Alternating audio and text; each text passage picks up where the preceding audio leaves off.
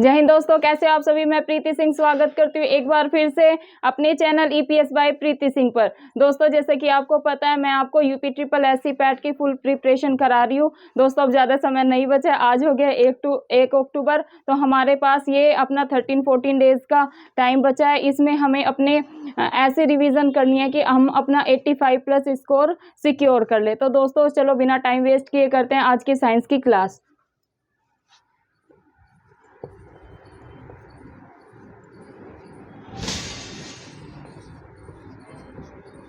दोस्तों, जैसे कि मैंने आपको बताया था, विज्ञान में हमारे 5 क्वेश्चन आने हैं और वो भी 5 नंबर के। तो दोस्तों, हमें इन्हें भी अपने सिक्योर करना है, क्योंकि हम एक एक नंबर के लिए एग्जाम में फाइट करते हैं। तो अभी टाइम भी है, ऐसा नहीं है कि टाइम नहीं है। 14-15 दिन में अगर हम रिवीजन करेंगे तो हम आराम से 85+ स्कोर अपना कर लेंगे। तो दोस्तों, मैंने आपको बताया था विज्ञान को 3 पार्ट्स में डिवाइड करा गया है यूपी ट्रिपल एससी पैट में। ठीक है, भौतिक विज्ञान, रसायन विज्ञान, जीव विज्ञान। वैसे तो हर एग्जाम में 3 पार्ट्स में डिवाइड होता है, लेकिन ये दोस्तों यूपी ट्रिपल एससी पैट में 5 ही नंबर का आना है। लेकिन ये सिलेबस इतना वास्ट है, जैसे हिस्ट्री है, पॉलिटिकल साइंस है और इसको ज्योग्राफी को मिला के ये अकेला पढ़ रहा है। लेकिन क्या करें, एग्जाम में तो हम एक एक नंबर के लिए फाइट करते हैं, तो हम इसकी भी तैयारी कर लेते हैं। दोस्तों, ज़्यादा नहीं तो कम से कम 3-4 तो ऐसे क्वेश्चन होंगे जो हम कर पाएंगे। तो दोस्तों, मैंने जैसे कि आपको भौतिक विज्ञान के क्वेश्चन करा रखे हैं। मैंने 2 क्लास भौतिक विज्ञान की ली है, आज मैं तीसरी क्लास लेने जा रही हूँ भौतिक विज्ञान की, जो कि मैंने ली है ध्वनि तरंगों से। दोस्तों, मैंने जैसे कि आपको बता रखा है, मैं पहले सिलेबस देखती हूँ, फिर प्रीवियस ईयर को अच्छे से एनालाइज करती हूँ, देन मैं क्वेश्चन तैयार करती हूँ। तो मैंने प्रीवियस ईयर में क्वेश्चन अच्छे से देखे हैं, उन्हीं के आधार पर मैंने और भी क्वेश्चन तैयार किए हैं। तो दोस्तों, इस क्लास में मैं आपको जो प्रीवियस ईयर में क्वेश्चंस पूछे गए हैं वो भी कराऊंगी, और जो आने की संभावना है हम आज इस क्लास में वो भी करेंगे। तो रसायन विज्ञान मतलब साइंस की भी आपको टेंशन लेने की जरूरत नहीं है। तो भौतिक विज्ञान में दोस्तों, मैंने देखा ध्वनि तरंगों से 2 से 3 क्वेश्चन बने हैं हर शिफ्ट में। तो दोस्तों, ये कैसे बने हैं। फर्स्ट क्वेश्चन था दोस्तों, मैंने प्रीवियस ईयर में देखा, ध्वनि जो साउंड होती है, साउंड की गति सबसे तेज होती है। क्या था दोस्तों क्वेश्चन, ध्वनि जो साउंड होती है उसकी जो स्पीड होती है वो सबसे तेज होती है। किस में होती है दोस्तों, 4 ऑप्शन थे वहां पर। ए था निर्वात, 2 था लोहा, 3 था पानी और चौथा था वायु। तो दोस्तों, ध्वनि की गति सबसे तेज होती है दोस्तों लोहा में। किस में होती है, लोहे में। क्योंकि दोस्तों, लोहे में क्यों होती है, लोहा होता है ठोस। लोहा क्या होता है, ठोस। तो ध्वनि की साउंड सबसे ज्यादा किस में होती है, लोहे में। वायु में नहीं है, पानी में नहीं है और निर्वात में नहीं है। तो दोस्तों, हमारा आंसर है लोहा।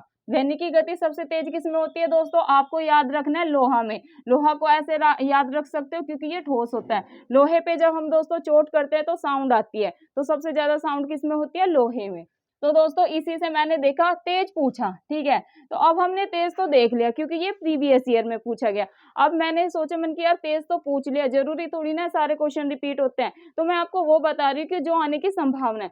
तो दोस्तों, इस बार जैसे तेज से पूछा गया था, तो क्या पता अगली बार जो ये पेपर हमारा अक्टूबर में है इसमें कम से पूछ ले। तो दोस्तों, आपको भी ये भी ध्यान रखना है कि जो ध्वनि की गति होती है वो सबसे कम किस में होती है दोस्तों, तो सबसे कम होती है दोस्तों गैस में। किस में सबसे कम होती है दोस्तों, गैस में। दोस्तों, मैंने एक क्वेश्चन और अपने दिमाग से बनाया कि ये भी हो गया कम। एक है उसमें जो ध्वनि की गति होती है वो शून्य किस में होती है, मतलब ध्वनि की चाल शून्य किस में होती है, मतलब 0 किस में होती है। तो दोस्तों, वो होती है निर्वात में। किस में होती है दोस्तों, निर्वात में। देखो, इसी से मैंने 3 क्वेश्चन आपको बताए। ध्वनि की गति सबसे तेज किस में होती है दोस्तों, तो लोहे में याद रखनी है। ध्वनि की अगर गति कम पूछे तो आपको याद रखना है दोस्तों गैस में। और अगर ध्वनि की चाल शून्य मतलब कि 0 पूछे तो आपको दोस्तों ध्यान रखना है ये होती है निर्वात में। तो दोस्तों, ये अपने 3 क्वेश्चन तैयार हो गए। मूव करते हैं, मतलब इसी के वैसे 4th क्वेश्चन कराऊंगी, लेकिन मैंने सेकंड किया क्योंकि ये इसी के टाइप थे, तो मैंने टाइप करा दिए हैं ये। क्योंकि मैं दोस्तों, जैसे कि आपको पता है, मेरा पढ़ाने का तरीका 360 एंगल से है। मैं कोई भी एक चीज लेती हूँ उसके पूरा देख लेती हूँ कि कैसे क्वेश्चन बने हैं और कैसे बनने की संभावना है। तो मैं कुछ तो लिख देती हूँ क्योंकि बोर्ड छोटा है, बाकी जो मेरे माइंड में चीजें आती जाती है मैं आपको ओरली समझाती जाऊंगी, तो आप अपने नोट्स भी तैयार कर सकते हैं। दोस्तों, मूव करते हैं आज के सेकंड क्वेश्चन पे। और हाँ, एक और ध्यान आ गया मेरे को, जो ध्वनि होती है इसको किस में मापते हैं, इनका वो होता है ना, किसी को यंत्र, मापक यंत्र। तो ध्वनि का दोस्तों मापक यंत्र है डेसिबल। क्या है दोस्तों? डेसिबल। ध्वनि को हम डेसिबल में मापते हैं। इससे भी क्वेश्चन बन सकता है। तो दोस्तों मूव करते हैं सेकंड क्वेश्चन पे। कितने माप से अधिक ध्वनि को शोर का नाम दिया जाता है? क्या है दोस्तों क्वेश्चन? कितने माप से अधिक की जो साउंड होती है उसको हम शोर का नाम देते हैं। तो दोस्तों ऑप्शन है हमारे 80 डेसिबल, 100 डेसिबल, 120 डेसिबल या 140 डेसिबल। तो आपको दोस्तों ध्यान रखना है, अगर हम 80 डेसिबल से अधिक ध्वनि को सुनते हैं तो उसको हम शोर कहते हैं। किसको? अगर कोई भी साउंड 80 डेसिबल से अधिक है तो दोस्तों उसको शोर का नाम दिया जाता है। किसका नाम दिया जाता है दोस्तों? शोर का। तो आपको ध्यान रखना है 80 डेसिबल से अधिक की जो ध्वनि होती है उसको शोर का नाम मतलब शोर का नाम दिया जाता है। दोस्तों मूव करते हैं आज के थर्ड क्वेश्चन पे, जो कि है किस आवृत्ति की ध्वनि मनुष्य द्वारा श्रव्य है? क्या है? किस आवृत्ति की ध्वनि मनुष्य द्वारा श्रव्य है? इसका मतलब दोस्तों ये है, जो हम मनुष्य होते हैं हम किस आवृत्ति की ध्वनि को जो हमारे कान होते हैं वो सुन सकते हैं। तो दोस्तों आपको ऑप्शन दिए गए 100 हर्ट्ज, 5000 हर्ट्ज, 200 हर्ट्ज या इसमें से कोई नहीं। तो दोस्तों आपको ध्यान रखना है कि 100 हर्ट्ज की जो साउंड होती है उसको हम सुन सकते हैं। तो दोस्तों हमारा आंसर है 100 हर्ट्ज। मूव करते हैं दोस्तों आज के फोर्थ क्वेश्चन पे, जो कि मैंने लिया है दो व्यक्तियों के आवाज का डेसिबल स्तर होगा। दो व्यक्ति हैं, जैसे मैं हूं और आप हैं, तो हम कम्युनिकेशन कर रहे हैं या फिर आपस में जैसे फेस टू फेस, अभी तो हम डिजिटल माध्यम से कर रहे हैं, लेकिन आप अपने मित्र से, फैमिली से बात कर रहे हैं, तो कितने डेसिबल की ध्वनि का मतलब डेसिबल स्तर होना चाहिए। आवाज का जो हमारा स्तर होता है, अभी तो तेज तेज बोलना पड़ रहा है क्योंकि आवाज अच्छे से जानी चाहिए। एक टीचर की पिच हाई होती है तभी स्टूडेंट समझ पाते हैं दोस्तों। और थोड़ा ये भी है कि मतलब जितनी अच्छी आवाज होगी उतने मतलब बेहतर तरीके से बच्चे समझ पाएंगे। तो पढ़ाने का स्तर एक अलग होता है टीचर का।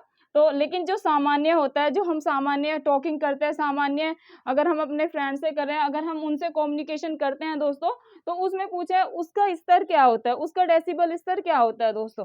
तो उसका होता है दोस्तों 30 डेसिबल। क्या है होता है दोस्तों? 30 डेसिबल उसका स्तर होता है। दोस्तों मूव करते हैं आज के फिफ्थ क्वेश्चन पे, जो कि मैंने लिया है ध्वनि का किस मात्रा में गमन नहीं हो सकता है। तो दोस्तों क्या है क्वेश्चन है ध्वनि का किस मात्रा में गमन नहीं हो सकता है। तो दोस्तों आपको याद रखना है ध्वनि का निर्वात जो होता है उसमें गमन नहीं हो सकता है। किसमें? ध्वनि का किस मात्रा में गमन नहीं हो सकता है। तो दोस्तों आपको याद रखना है निर्वात में ध्वनि का गमन नहीं होता है। तो दोस्तों नहीं होता है, ये तो एग्जाम में पूछा गया है। और मैं आपको एक चीज और बताना चाहूंगी, जब आप अपना पेपर अटेम्प्ट करेंगे तो आपको नहीं है और है पे बहुत अच्छे से ध्यान देना है।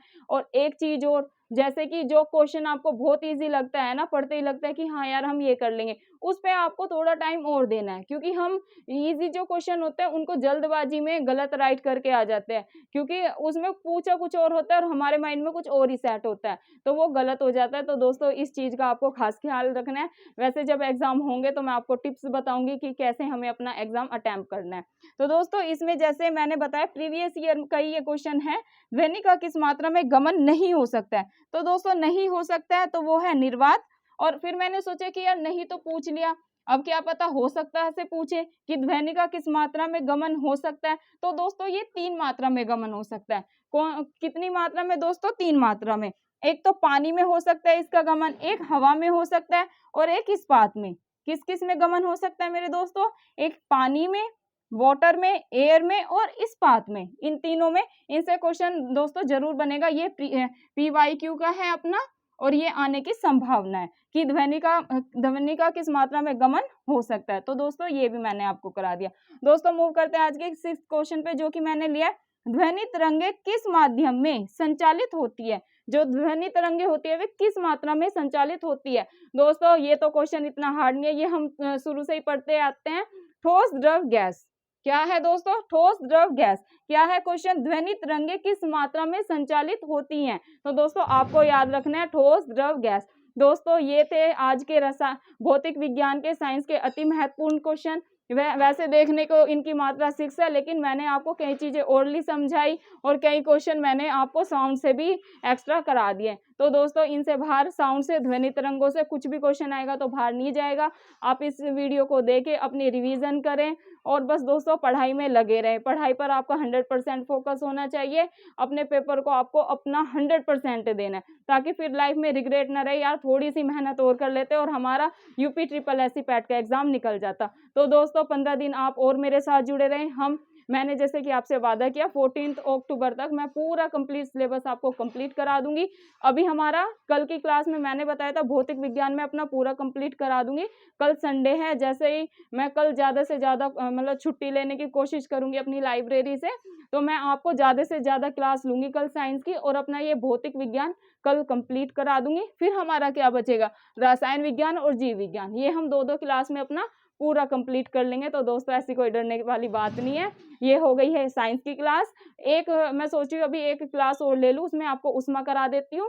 देन मैं आपको आज ही वो पॉलिटिकल साइंस भी मैंने स्टार्ट करा रखी है, तो उसके भी लेक्चर डाल रही हूँ। कल मैंने हिस्ट्री का लेक्चर डाला था, वो जाके ईपीएस बाय प्रीति सिंह पर देखें। आज मैं पॉलिटिकल साइंस का आपको पार्लियामेंट कराऊंगी, तो वो भी आपको देखना है। तो दोस्तों मिलती हूँ अपनी नेक्स्ट क्लास में। जय हिंद, जय भारत। रिवीजन करते रहें।